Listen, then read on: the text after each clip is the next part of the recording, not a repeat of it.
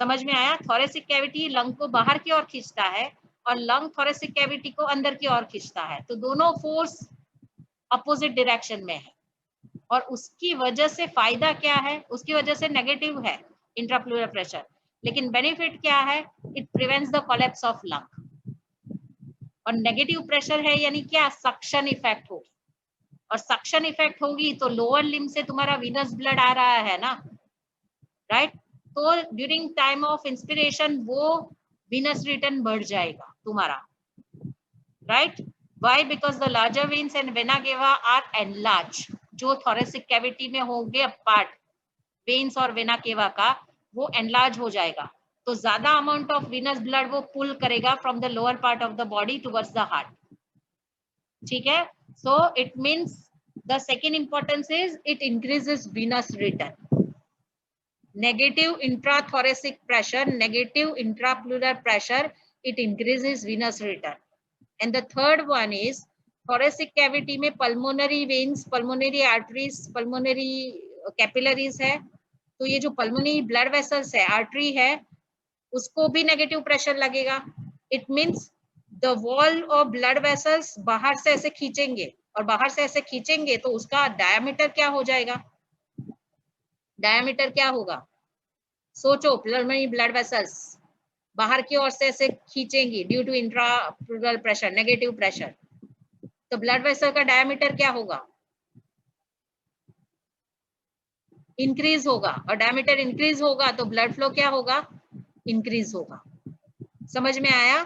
So pulmonary blood flow in pulmonary blood vessel increases. Clear? ये समझ में आ गया intrapleural pressure? Any doubt in this? यहां तक किसी को डाउट है? यहां तक किसी को डाउट है? No, clear, okay. The second one is intrapulmonary pressure, or you can call it as a alveolar pressure. It is a pressure inside the alveoli. ठीक है? alveoli के अंदर का pressure. At rest it is 760. जब कुछ भी ना inspiration हो रहा है ना एक्सपिरेशन हुआ है, उस टाइम पर it is 760 millimeter of mercury. Why? Because it is directly connected with atmosphere. But at the time of inspiration it is -1 millimeter of mercury, यानी कंपेयर टू एटमोस्फियर वो 1 मिलीमीटर कम हो जाता है, एंड ड्यूरिंग एक्सपिरेशन वो 1 millimetre बढ़ जाता है। That is what the एल्वेओलर pressure is.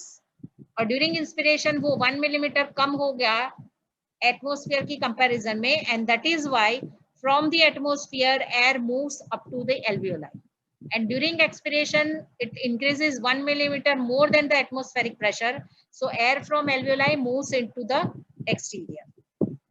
The another pressure is the transpulmonary pressure, that is the pressure difference between the alveolar pressure and the intrapleural pressure in the lung, and that is always positive, that is +5 centimeter of water.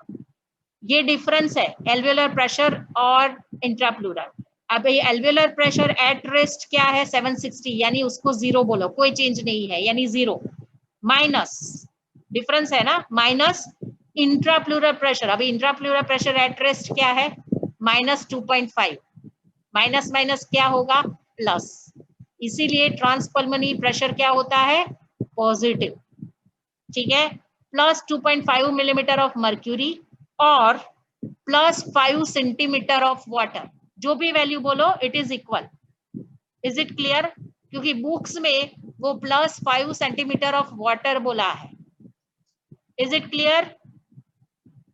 Is it clear? So transpulmonary pressure is always positive, right? So this are the different pressures, right? And importance of intrapulmonary pressure is it causes flow of air in and out of the alveoli and helps in exchange of gases between the alveolar air and the blood, right? So it means impulses are coming from respiratory center, phrenic nerve and intercostal nerve से the fibers will go to the diaphragm and external intercostal muscle at the time of inspiration. मैं inspiration की बात कर रही हूँ। So diaphragm and external intercostal muscle contract किया तो vertical diameter, transverse diameter, antero posterior diameter बढ़ा। Is it clear? आगे का नेक्स्ट क्लास में, ठीक है। So here I will end my class. Any question, any doubt, give your roll numbers.